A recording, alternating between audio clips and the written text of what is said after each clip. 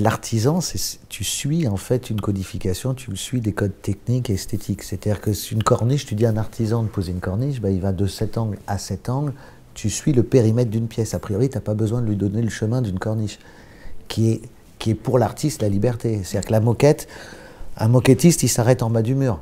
Ben, un artiste, ben, s'il veut monter sur le mur et en faire une vague, peut-être que ça ne sert à rien, mais c'est la liberté de sortir du cadre. Matrioshka.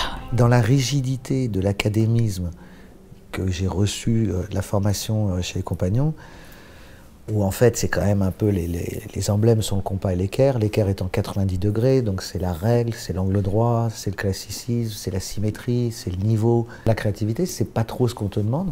On te demande de poursuivre un geste. En gros, le nôtre, qui était le concepteur des jardins à Versailles il y a 300 ans, bah, c'est comme si moi j'avais été jardinier et que je restaurais, enfin que j'entretenais pendant 20 ans les jardins de Le Nôtre. Moi j'ai voulu être Le Nôtre. Mon miroir froissé s'appelle 190 degrés. Je suis passé quand même du compas et l'équerre à un miroir qui s'appelle sans angle droit, pas d'angle droit. Je suis passé devant un conseil disciplinaire, je sais pas quoi, insertion des jeunes en difficulté. Il sera électricien, n'a pas le niveau en maths, il sera maçon, il n'y a plus de place, sera peintre. Voilà, tu vois, c'était comme ça.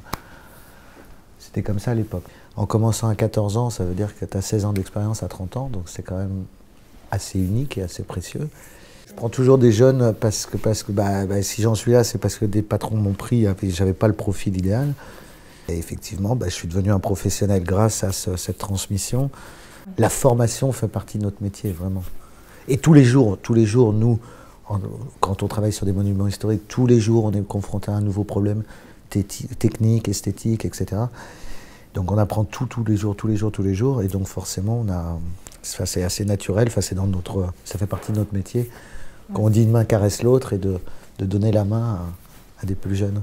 L'apprentissage, c'est un vecteur d'embauche et puis d'insertion même sociale et professionnelle, quoi, bien sûr. Tout ce que je fais vient de ce métier, de cette matière que je plie, que je déforme. Peut-être de temps en temps je lui tape dessus, mais c'est affectueux et c'est autant un hommage qu'une contestation, qu'une émancipation. Chez les Compagnons, dès que tu as une bonne idée, on te dit tu fermes ta gueule, on va faire comme Louis XIV avait décidé, tu vois. Donc c'est génial, hein, mais alors ça laisse pas beaucoup de place à la créativité. Moi j'ai restauré des ciels, tu sais, avec les angelots, 19e, machin, hein, ce qu'on appelle sur les plafonds à médaillons. Le bonheur, c'est que le ciel, c'était la seule chose, c'est que tout devait être à la virgule près, tu vois. Et le ciel, j'avais le droit d'hurler. Tu vois ce que j'ai.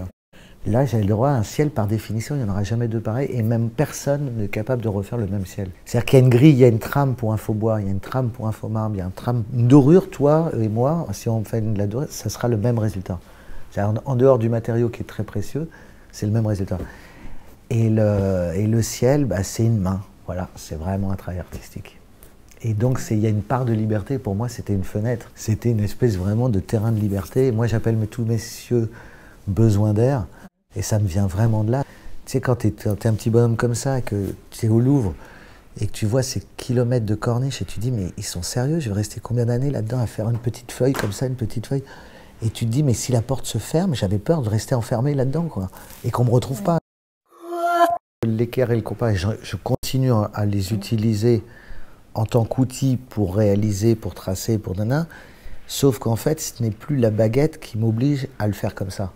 C'est que je le garde, le solfège, mais la partition, j'en ai plus besoin. C'est moi qui écris ma musique maintenant. Moi, j'ai eu la chance d'apprendre à la Venise de Milo, je la voyais tous les matins, donc tu vois, c'était même pas une contrainte d'un livre scolaire, puisqu'en fait, je la coupe comme si tu changes à Châtelet, tu vois, le métro. À la Venise de Milo, je prenais à droite, tu vois. J'ai toujours dit à mes enfants, tu fais ce que tu veux, mais essaie d'être le meilleur dans ce que tu fais. Quand tu fais le truc, même si tu fais une connerie, fais-la bien. Matrioshka.